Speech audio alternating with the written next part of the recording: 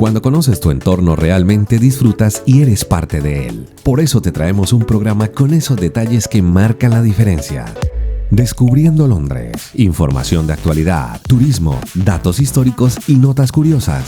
Con los protagonistas que le dan vida a los acontecimientos. Descubriendo Londres. Con Juan Carlos Bejarano.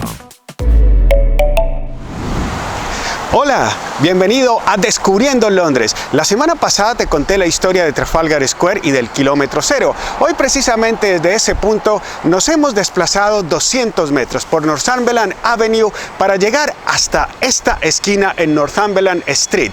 La razón es que les queremos hablar de Sherlock Holmes, el detective más famoso de ficción. Además, si no te has dado cuenta, aparece precisamente en el logo de Descubriendo Londres.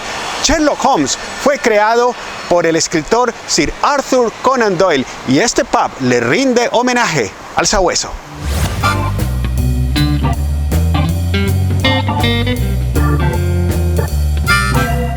Holmes es sin duda una de las principales atracciones turísticas de Londres.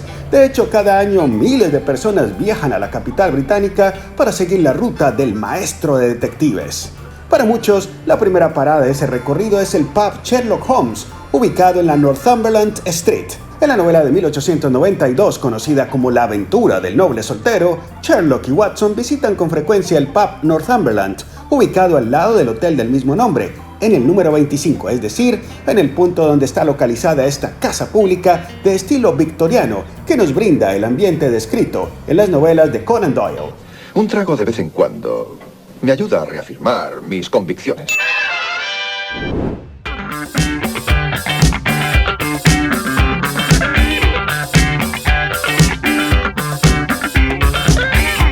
Este pub temático cuenta con una amplia colección de artículos relacionados con las historias del detective más querido del mundo de la ficción.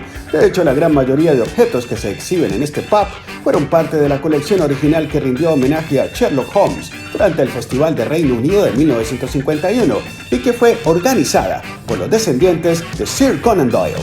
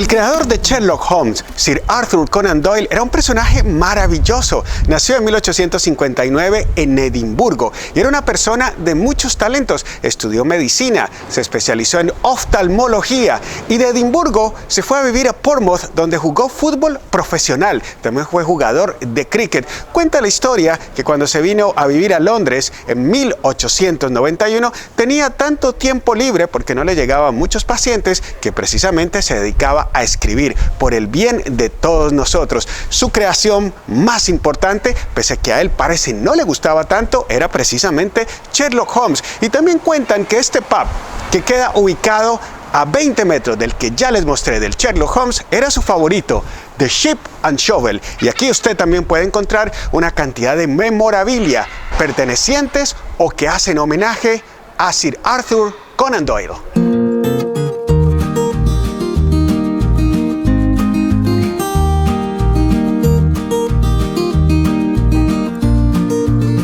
The Ship and Shovel está ubicado literalmente debajo de Charing Cross. Este pub, dividido en dos por el pasaje Craven y decorado al mejor estilo victoriano, cuenta también con su propia colección de objetos y souvenirs dedicados a Sherlock Holmes y a su creador. Cuenta la historia que este pub era uno de los favoritos de Sir Conan Doyle cuando comenzó a trabajar en Londres como oftalmólogo en 1891. Su poco éxito profesional en el campo de la medicina permitió que durante el amplio tiempo libre con el que contaba, pudiera desarrollar las aventuras de Sherlock Holmes, el personaje que lo haría inmortal, pero que a su vez terminaría por opacar su amplia obra, que incluye relatos de ficción, novelas históricas, al igual que obras de teatro y poesía.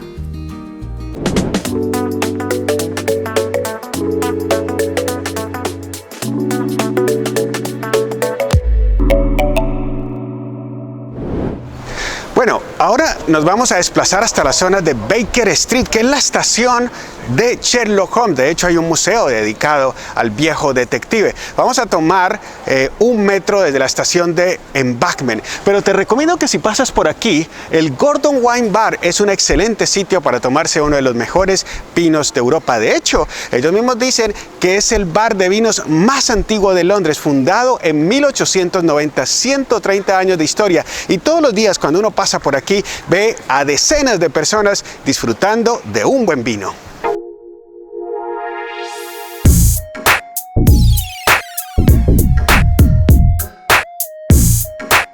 La estación de Baker Street es un punto de referencia recurrente en las novelas de Sherlock Holmes, escritas por Arthur Conan Doyle.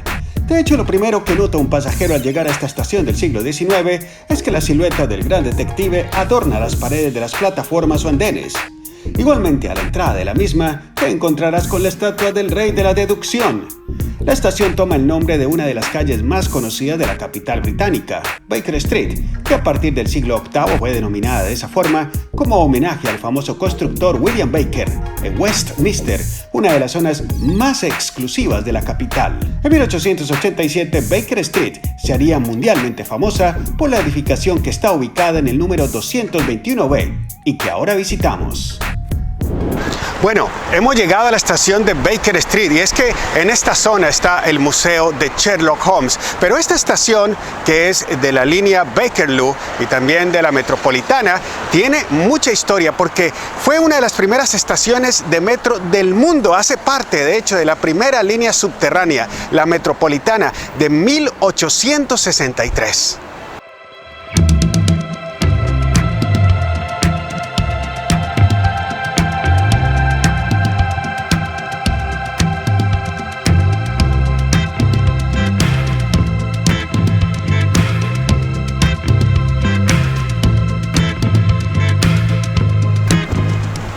Bueno, hemos llegado al 221B. Esta es la casa museo de Sherlock Holmes. Por supuesto, el detective es un personaje de ficción. Sin embargo, de acuerdo a las historias contadas por Conan Doyle, Sherlock Holmes y su gran amigo, el Dr. Watson, vivieron aquí desde 1881 hasta 1904 con su ama de llaves.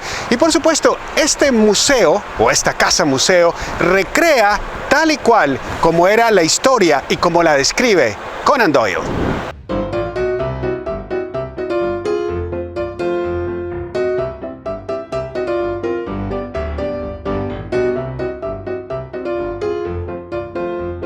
La casa museo de Sherlock Holmes tiene 3 plantas en las que se pueden apreciar los muebles u objetos decorativos que Sir Conan Doyle describe en las novelas del inteligente detective.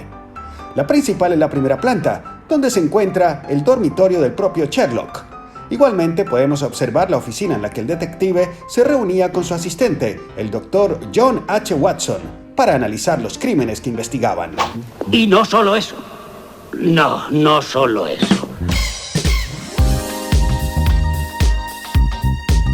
En la segunda planta nos encontramos con la habitación del Dr. Watson y la señora Hudson, la propietaria del 221B de Baker Street, que alquilan Sherlock y su asistente, y que siempre está impecable gracias a los buenos oficios de la señora Hudson, amiga leal de Sherlock y quien siempre insiste en que no es su ama de llaves. En la tercera planta del museo podemos observar diferentes figuras de cera que representan a algunos de los personajes más recordados de los casos investigados por Sherlock Holmes y el Dr. Watson. La ruta de Sherlock Holmes no queda completa hasta que visites la famosa casa del 221B.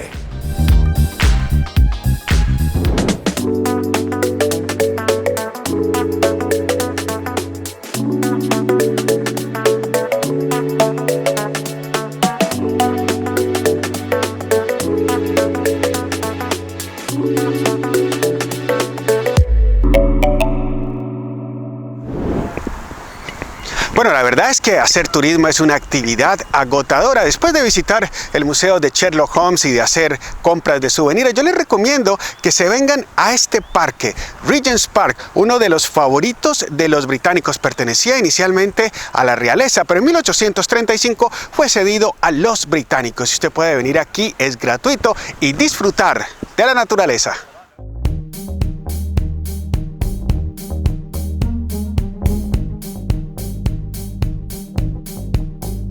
Si hay algo de lo que se sienten orgullosos los londinenses es de sus parques reales. Regent's Park fue construido en el siglo XIX por el arquitecto John Nash. Con un área de casi 2 kilómetros cuadrados, cuenta con unos hermosos y variados jardines florales y botánicos y un lago adornado con aves acuáticas. También es ideal para la práctica de deportes como el fútbol o el rugby, o sencillamente para llevar a los más pequeños a las zonas infantiles. En el extremo noreste se encuentra el Zoológico de Londres, el más antiguo del mundo, y por lo tanto, de obligada visita.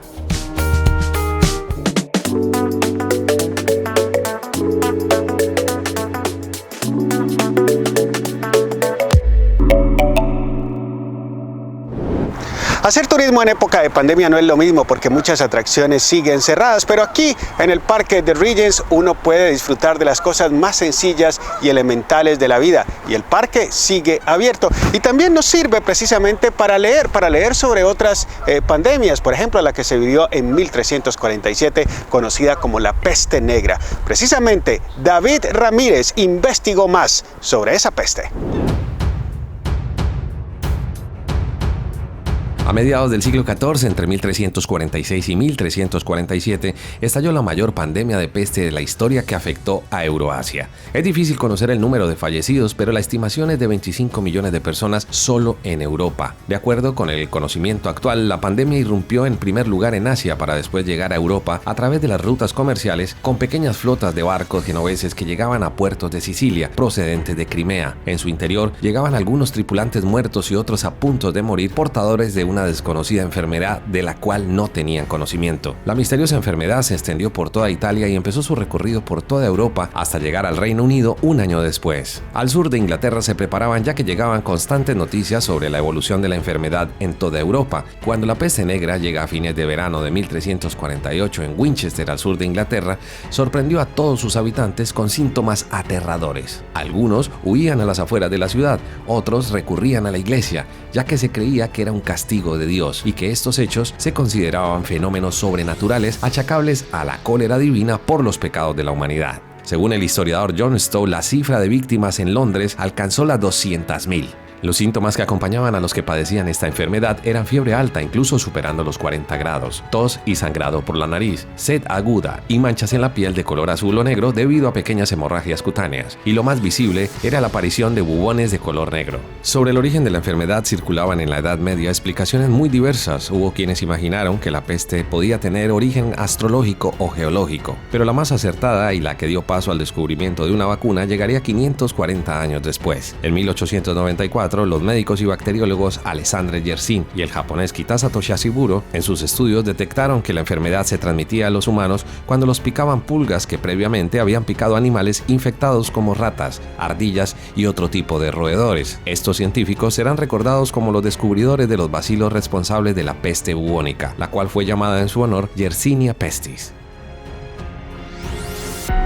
Bueno, y miren ustedes que Sir Arthur Conan Doyle precisamente hablaba en sus historias de Sherlock Holmes, de pandemias, de armas biológicas. Por eso me parece muy interesante lo que nos ha contado hoy David Ramírez. Siempre a través de la historia ha habido cuarentenas y ha habido pandemias. Ojalá pronto se encuentre, por supuesto, una vacuna que nos permita de nuevo disfrutar esta gran ciudad. Mis queridos amigos, gracias por su atención. Nos vemos la próxima semana en Descubriendo Londres. Cuando conoces tu entorno realmente disfrutas y eres parte de él. Por eso te traemos un programa con esos detalles que marcan la diferencia. Descubriendo Londres. Información de actualidad, turismo, datos históricos y notas curiosas. Con los protagonistas que le dan vida a los acontecimientos. Descubriendo Londres. Con Juan Carlos Bejarano.